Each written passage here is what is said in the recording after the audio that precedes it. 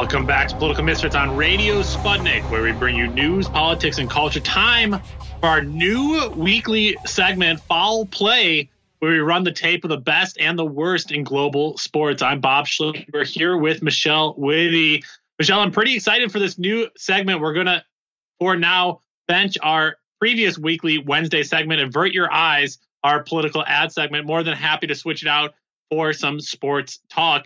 Joining us this week for Foul Play is founder and executive director of Hoops Sagrado, Bryan Weaver, and Nate Wallace, the creator and co-host of the podcast Redspin Sports. Nate and Bryan, welcome back to the show. Hey, glad to be back. Thanks for having me. Absolutely. I hope you guys like the Foul Play reference there. I'm pretty excited for it. Michelle Whitty gets all the credit for the absolutely naming of the new title. Getting into it here. Nate, let me start with you, Nate Wallace, Redspin Sports here. The biggest story of today, I guess, is the National Football League teams, Baltimore Ravens and the Pittsburgh Steelers, playing today, Wednesday, at 3:40 p.m. I mean, I'm not a historian of the NFL, but I will go out on a limb and say this is the first time ever an NFL game started at 3:40 p.m. on a Wednesday. The game has already been pushed back 3 times, first from Thanksgiving last week to last Sunday, then from Sunday to Tuesday night, and then from Tuesday to Wednesday. The Ravens had more than a dozen players on reserve COVID-19 list as of Tuesday afternoon, a group that includes reigning NFL MVP Lamar Jackson. The Steelers have COVID-19 issues of their own, with defensive end Stephen Tuitt and starting running back James Conner among the 4 players who will not play. So, Nate, I'm curious what you make of this game. It seems absolutely absurd that they're even playing it, that they didn't just cancel it. But if you could tell us a little bit more about the precarious situation NFL players find themselves in if these games were to simply be canceled. Well, I mean, it depends on what you define by precarious. I mean, there's the whole issue of, like, if they're not played, they're not going to get paid. There's the issue of the TV contracts, then, you know, how that revenue kicks in. If those games aren't played, the owners don't get paid. Therefore, it could be used as a weapon to say that, like, you know, the players are, you know, hurting league revenue, therefore, you know, forcing them to take, cuts maybe down the road. There's the issue, too, the NFL not being flexible about an 18-week. I mean, the owners have talked about the idea of pushing the playoffs back to the 18th week, but they have been very, you know, reluctant to do that. You've had this game was supposed to be played literally like on Thanksgiving Day. So we're talking like 6 days later. They're going to be condensing more games into this, you know, time going into next week, too. I think the Steelers will be playing on Tuesday. It's highly irregular. I mean, it's bizarre. And I think one thing that needs to be pointed out in all this is the larger question beyond just like Lamar Jackson not being able to play, beyond the issues the Ravens have really had in terms of having to, you know, push this game back more, and not being comfortable with it, you know, even being on Tuesday, is that, you know, the amount of resources that are being expended in terms of testing and tracing and whatnot that is happening in the NFL that's not happening in other aspects and other places in society.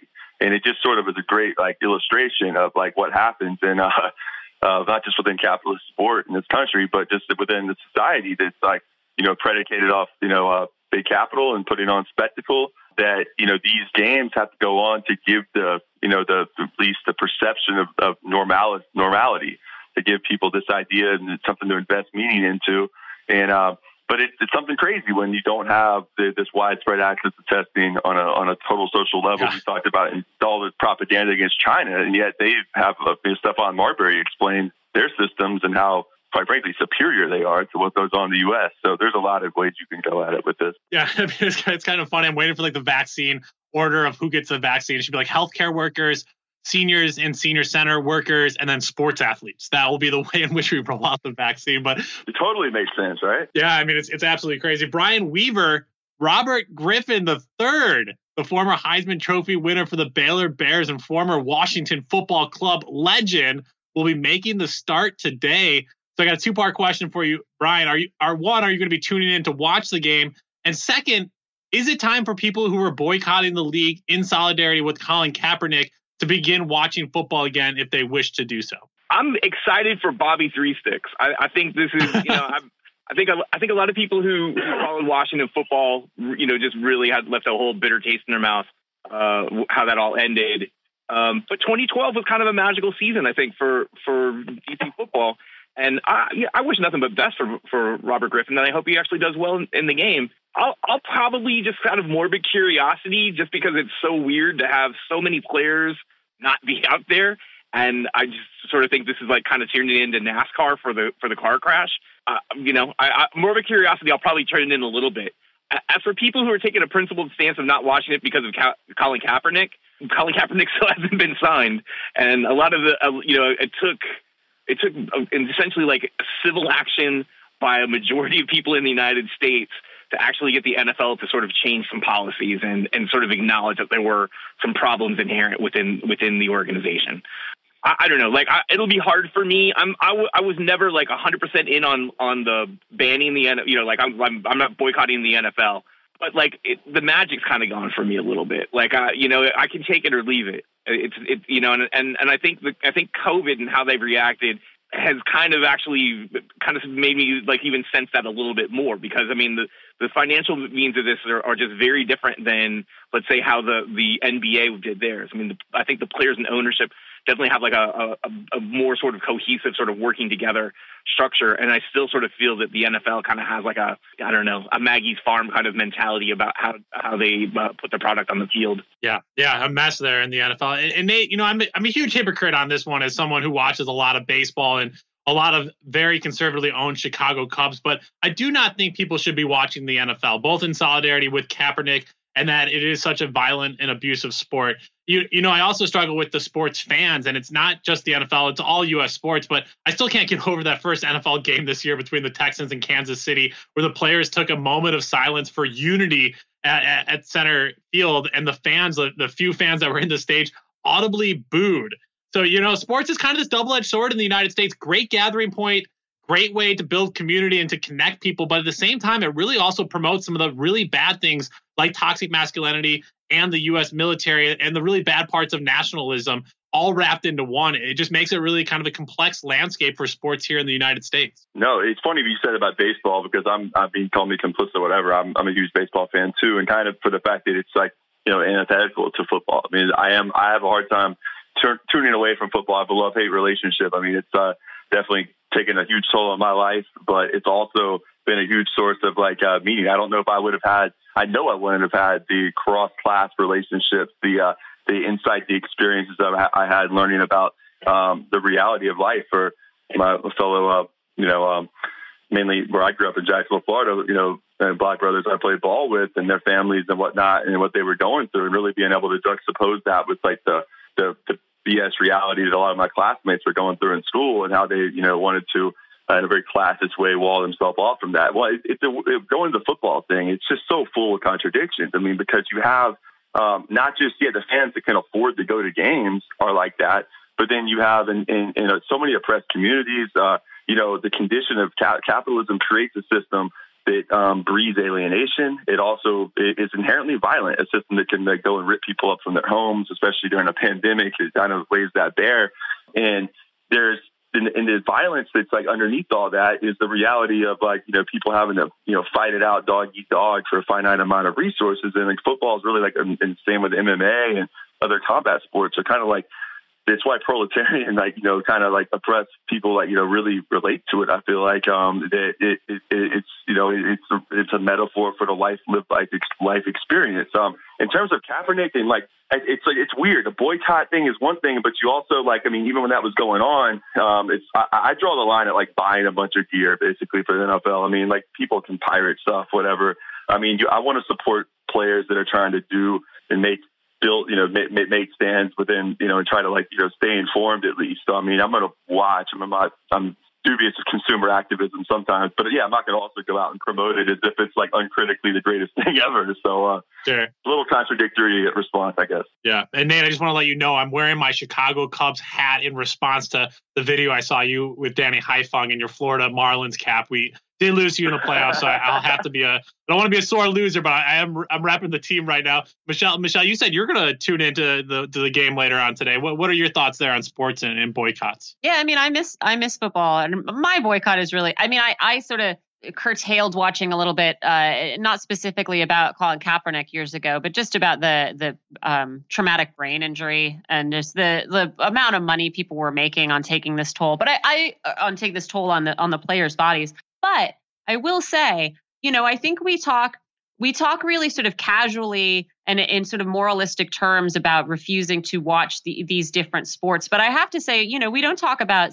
boycotting dance, for example, which is another, a human endeavor that takes a very serious toll on people's bodies. That is ultimately meaningless and sort of ephemeral and exists to demonstrate to us what human beings are capable of, in terms of artistry, in terms of passion, in terms of ability, and which also makes not the dancers, not the participants, a lot of money. And I don't see people saying, oh, well, we should boycott ballet, we should boycott whatever.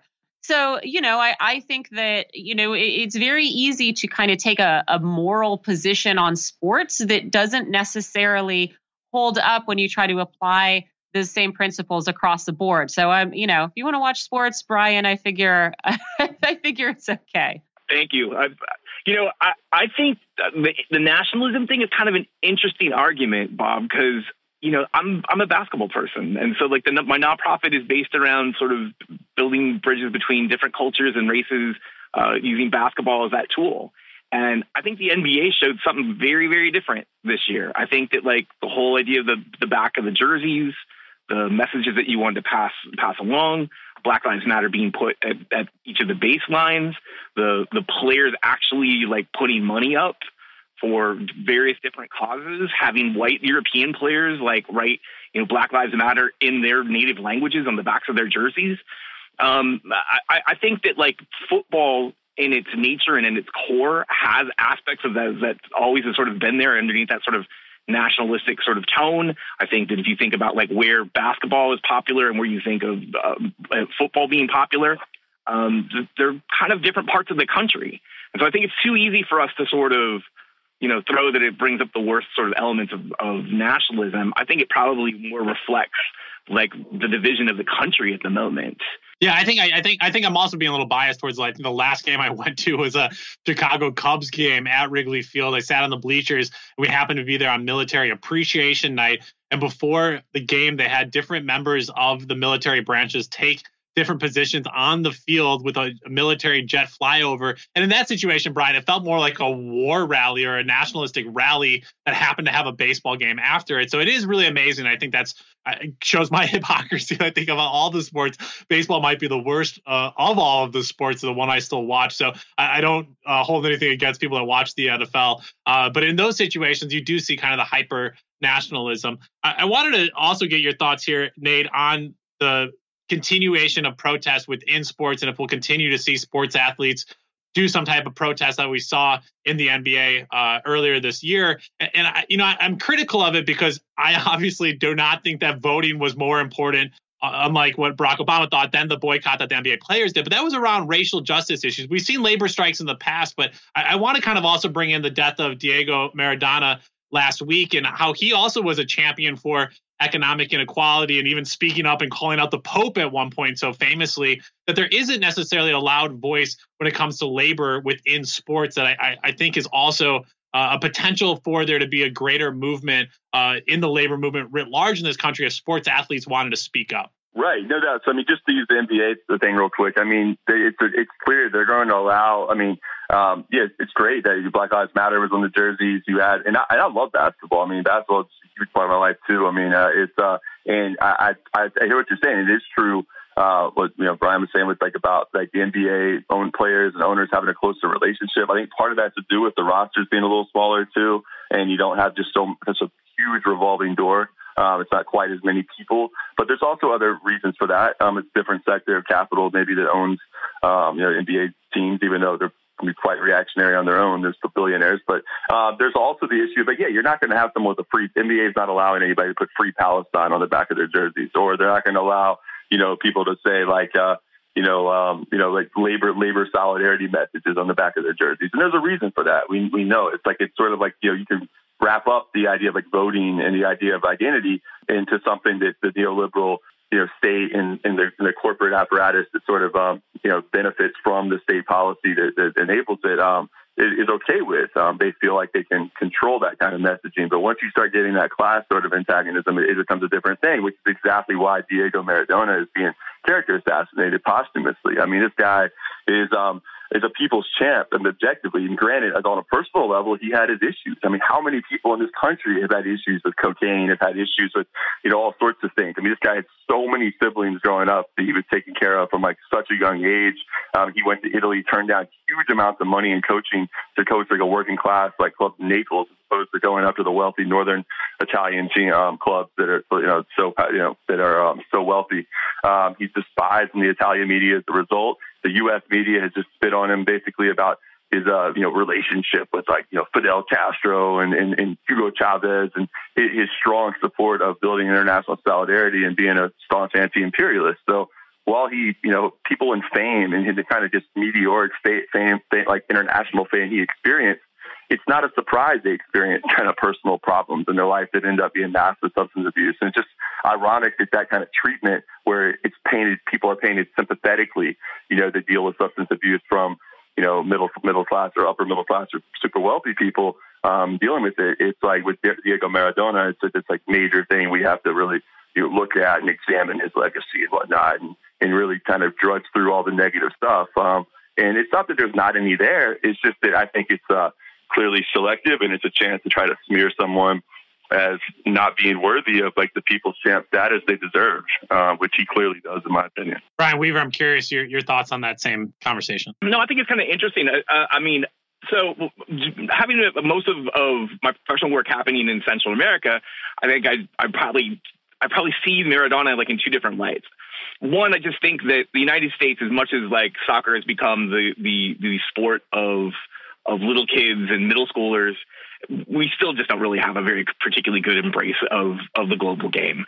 And it's very sort of rudimentary. Like people will probably know like the three biggest stars in the world, add on Maradona and Pele, maybe, and that might be it.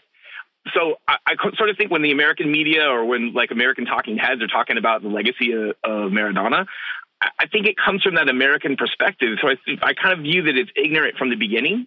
I think that lots of seam heads probably understand it differently, and some of them have definitely had some things about, that have talked about Maradona, but it has more to do with sort of the TMZ lifestyle that he lived at times, like firing the pellet gun at reporters and things like that.